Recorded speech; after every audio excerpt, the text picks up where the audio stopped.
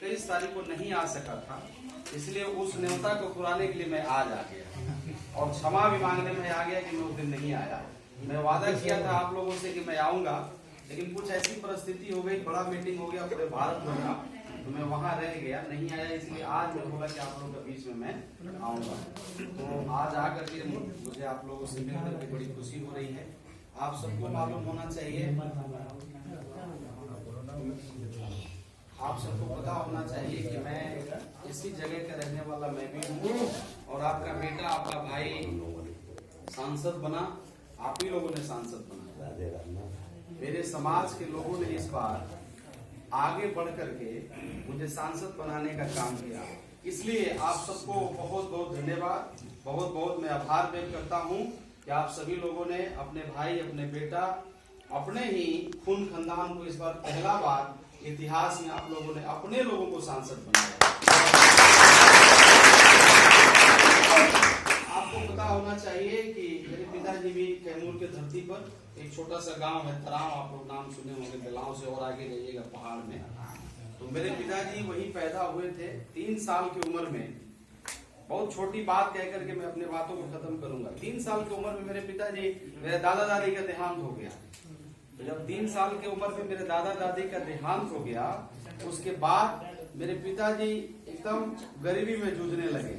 कहीं कभी कोई खाना देता था, कभी कोई नहीं देता था, कभी कोई कपड़ा देता था, कभी कोई नहीं देता था। लेकिन हमारे पिताजी ने जैसे जैसे बड़े हम लोग पैदा हुए, आज भी मुझे याद है कि बहुत बार मेरे पिताजी मुखिया के पास में गए, बीडीओ के पास में गए, और सभी लोग के पास में जाते थे तो एक ही अरदास लगाते थे कि भैया मेरा बेटा पढ़ता है और मेरा मड़ई का घर है, पानी चूता है, बरसात के दिन में उसका किताब भीग जाता है। अगर आप लोग एक कॉलोनी दे दीजिएगा, इंदिरा आवास दे दीजिएगा, तो मेरा बेटा का किताब नहीं भीजेगा। लेकिन आजीवन हम सब लोग संघर्ष करते हैं, आजीवन मेरे पिता को न मुखिया न बीडीओ किसी ने नहीं दिया कॉलोनी। एक बार मुखिया जी जब मूड में थे, उस समय दारू चल रहा था बिहार में ना, दारू पिए होंगे, तो 90 के पहले के बात मैं कह रहा हूँ, तो मुखिया जी भाई बोला सुनो इस बार तुमको मिलेगा कॉलोनी। मेरे पिताजी बड़ा खुश हो गए कि अब मुखिया जी को देना है, और मुखिया जी कह दिए तो इस बार, लेकिन उस बार भी लोगों ने लिस्ट से क्या किया, नाम काट दिया। सुन लीजिए, 5 मिनट हम चले जाएंगे। तो मुखिया जी ने क्या किया, उस बार भी नाम काट दिया, और जब नाम काट दिया तो मेरे पिताजी बड़ा टूट गए। अब सोच रहे थे कि भाई मेरा बेटा का हर साल बरसात में किताब भीग जाता है, इस बार मुखिया जी बोले थे, लेकिन मुखिया जी ने नहीं दिया कॉलोनी। तो मेरे पिताजी को थोड़ा हर्ट हुआ, वो रो रहे थे। तो मैं आया कहीं से, मैं आया तो देखा कि मेरे पिताजी रो रहे हैं।